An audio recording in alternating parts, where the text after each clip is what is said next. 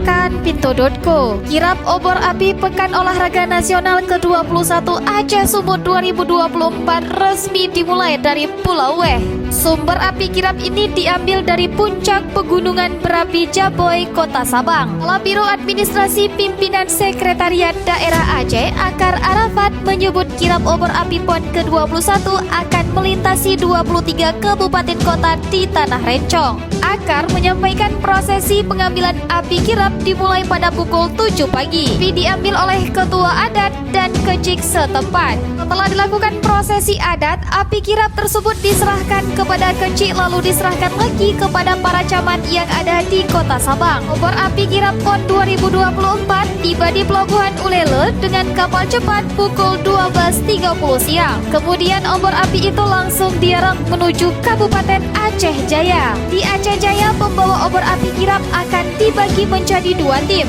di mana satu tim akan berangkat ke Kabupaten Simelu dengan kapal Aceh Hebat. Sedangkan satu tim lainnya melanjutkan perjalanan menuju Kabupaten Aceh Barat hingga melintasi kabupaten kota lainnya di Aceh.